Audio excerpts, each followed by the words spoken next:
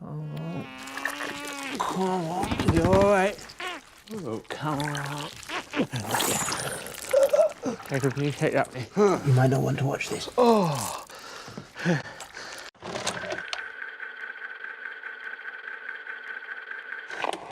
Among writers, there's a bit of an unwritten rule that you don't go after other writers. You might criticize a writer's work, but generally you don't go after them specifically. This is especially the case in screenwriting because screenwriters, at least in Hollywood, are some of the most underappreciated and powerless workers in existence, which is why they can't afford to fight amongst themselves. I'm not here doing screenwriting, true, but it's a rule I always try to do my best to live by, regardless. Today, however, I'm gonna have to break that one rule, because it's the only way this video is going to work. Because today, we will be talking about the Crimes of Grindelwald and writer JK Rowling. Then again, maybe JK Rowling isn't just a tiny little writer anymore as much as she is a super celebrity political activist billionaire, so maybe it's okay. All that out of the way, Crimes of Grindelwald is one of the most aimless and confusing and nonsensical movies I've seen in a very long time. I guess it does have some enjoyable visuals, especially if you're a huge Harry Potter fan. But for those that are not, it's hard to even know what this movie is about. I mean, it gets to the point where you would need a separate information chart to fully comprehend what is happening, like you do in some experimental indie films. And in a 200 million Hollywood blockbuster, that's usually not so good. Initially, I was so confused by this movie that I wasn't going to make a video on it, until I saw the ending credits, specifically the writing credit of JK Rowling. Because as it turns out, this film wasn't written by a screenwriter, it was written by a book author. And when I realized this, that's when all the pieces of the puzzle started to fall in place. For those of you who don't know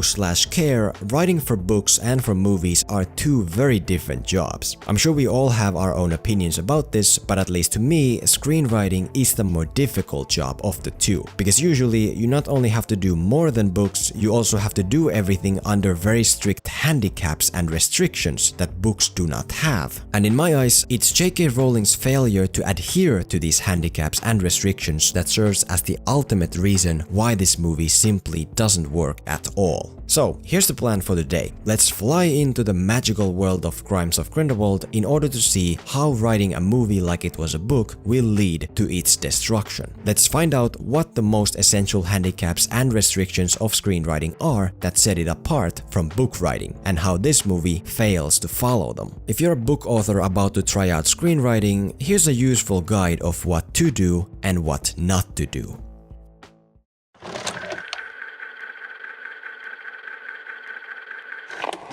The beautiful thing about writing books is that you pretty much always have the luxury of time. Take all 7 Harry Potter books and average their word count. That average count is over 150,000 words. That's a lot of time, and so you don't have to be too picky about where you spend it or who you spend it with. You obviously should view most of your story from the perspective of your main hero, but you can also jump to the perspectives of multiple different side characters. It only works if you properly develop and delve into who these side characters are, but luckily you have time, so no worries. In screenwriting, however, time is always your worst enemy. The average word count of a 2-hour film script is usually around 20 to 30,000 words, as in around 16% of the average word count of the Harry Potter books. You might argue that Harry Potter books are longer than most other works, but so are 2-hour film scripts. And therefore, when writing a movie, you always have to be very careful about what perspectives you spend your limited time on. In Crimes of Grindelwald, we see the story through the eyes of our main hero, Newt Scamander, but we also have a villain perspective in Johnny Depp, plus also a second hero perspective in this detective woman. That's already a bunch of perspectives and subplots, but if you properly develop these characters and who they are, it can work just fine. The problem is, that's not nearly the end of it. We also have another hero perspective with the detective woman's sister, as well as Newt's brother. We also have another villain point of view in Ezra Miller, plus there's also Dumbledore with his secret motivations, plus then there's also Zoe Kravitz and her history, not to mention this other dude who just shows up. Then there's this blonde guy, and also Johnny Depp's henchman. It goes on and on. Just look at the opening of this movie, for example.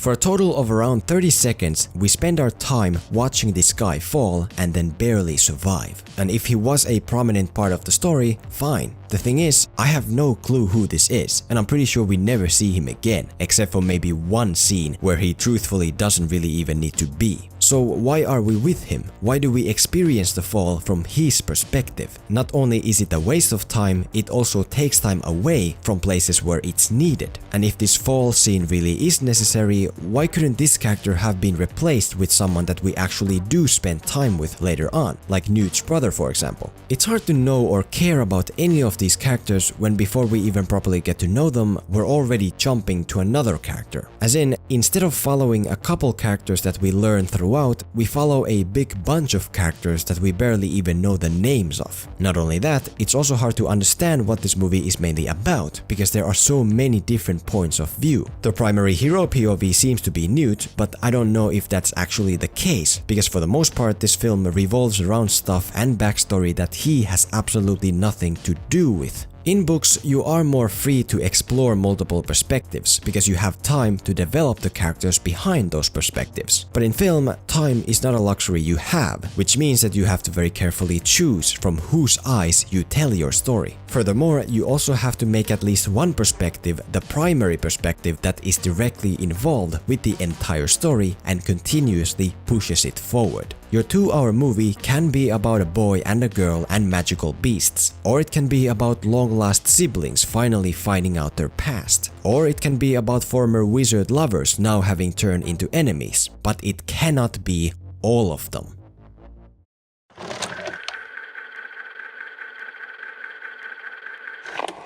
Speaking of time, this leads us to the second screenplay restriction of unending focus. Since books have time at their side, they don't always have to stay exclusively on the main path. They can at times feature stuff that isn't absolutely necessary for the story to work. It's not advisable, but it is acceptable. But in film, no. In film writing, everything has to be laser focused, to the point where everything you do has to serve a direct purpose in the larger story. In case you've paid any attention to discussions revolving around The Last Jedi, you've probably heard the term Chekhov's gun. If not, in essence it means that if your story introduces a weapon, that weapon at some point has to be used. As in, for every setup, there has to be a payoff. I guess this does apply to both film and books, but again, with books you have some amount of leeway. Films, however, do not have any leeway, meaning that every scene and every moment and every action of your film has to either push the story forward or develop character in a meaningful way. If it does neither, it shouldn't exist. The thing that makes Crimes of Grindelwald so confusing and so frustrating to watch is because it takes this concept of Chekhov's gun and tosses it into the dirt and then stomps on it and finally spits in its face. Scene after scene after scene, this movie introduces setups that never amount to anything at all. Take that guy from the opening for example. The movie makes a big deal out of the fact that he barely survives the fall, and consequently you would think that this character then plays an actual substantial part in the story later on. But of course, he doesn't. So then, what was the purpose of this? Take this scene where we spend 2 full minutes watching Newt interact with this big water monster that he holds as a prisoner in his house. Since we are spending minutes establishing this monster and what it can do, one would assume that it plays a meaningful role later on. Maybe Newt uses this water monster to battle against Johnny Depp and his bad guys. That would make sense. But no, that never happens, because the movie suddenly introduces this other big monster that Newt uses against the bad guys.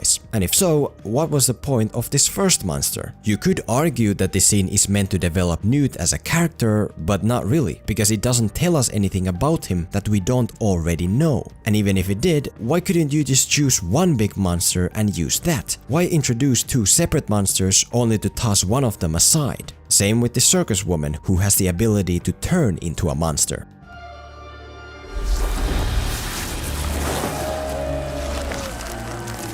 Over time, she will not be able to transform back. Honestly, it's a cool effect, it's a cool character, but the thing is, she doesn't do anything in this movie, as a woman or as a snake. So then, why is she in this movie at all? I heard someone say that she is an important character because apparently she's a bad guy snake in Harry Potter. but so what? Doesn't that make it even worse? Because in here she's completely wasted. Oh, but Filmento, she probably plays a bigger role in the next movie. Okay, fair, but we're not here talking about the next movie. We're not here talking about the Harry Potter movies. We're talking about this movie. If you're writing a film instead of a book, you need to make sure that it's so laser focused that every word you write serves some form of a purpose. And if the robotic vacuum cleaner in Breaking Bad serves a bigger purpose than Albus Dumbledore does in your movie, maybe it's wise to rethink if Albus Dumbledore should be in your movie to begin with. Every scene has to push the story or develop character, or better yet, both. For every setup, there has to be a payoff. And preferably, they should be done in a bit better way than setting up something in one scene and then paying it off in the very next scene.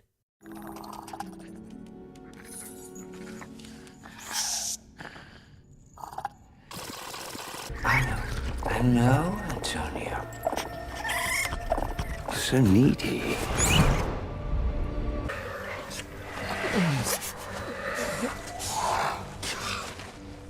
Where's my brother Theseus? I don't suppose you can just apparate on ministry premises in France, can you? Nope. Pity. Yes, I know. Pity. Yes, My brother Theseus.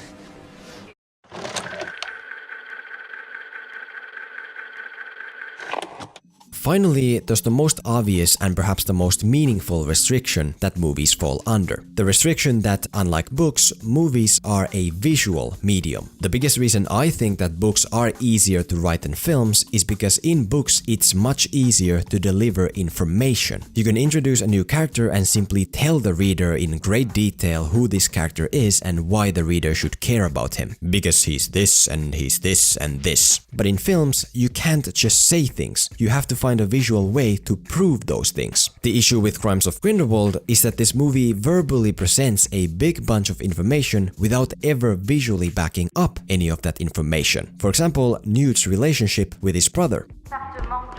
Newt! Oh, that's your brother? So I think I may have mentioned in my letters that we have quite a complicated relationship. Newt, stop! I want to kill you? Frequently. In this moment, the movie verbally presents the information that Newt and his brother have a rocky relationship. But that doesn't really make sense, because everything we've seen so far goes completely against this information. Newt. Newt. Come here. They're watching you. I want to kill you? Frequently.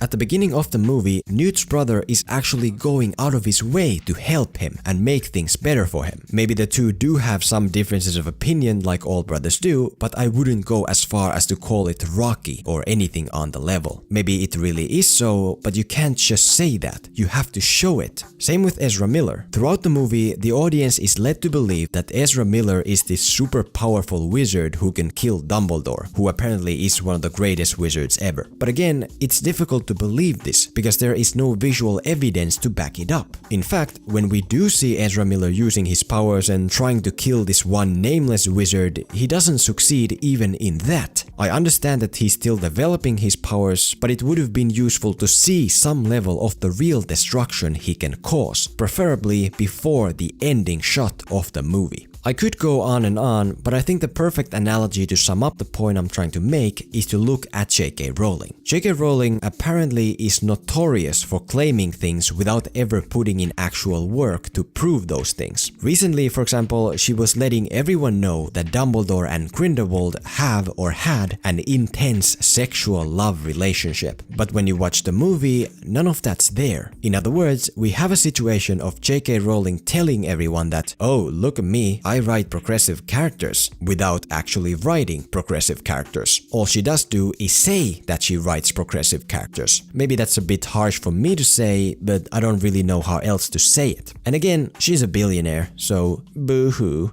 All in all, if you're a book writer planning to try out screenwriting, here are the 3 most essential restrictions of screenwriting that you need to keep in mind. You never have time, so you have to choose a couple key perspectives to tell your story through. Your story also is expected to be laser focused, so you need to make sure that everything you write serves a purpose, a plot purpose or a character purpose. And finally, because you don't have the possibility of going into every character's mind and constantly using omniscient inner dialogue, everything you do, every piece of information you propose, you have to back it up by doing it in a visual way.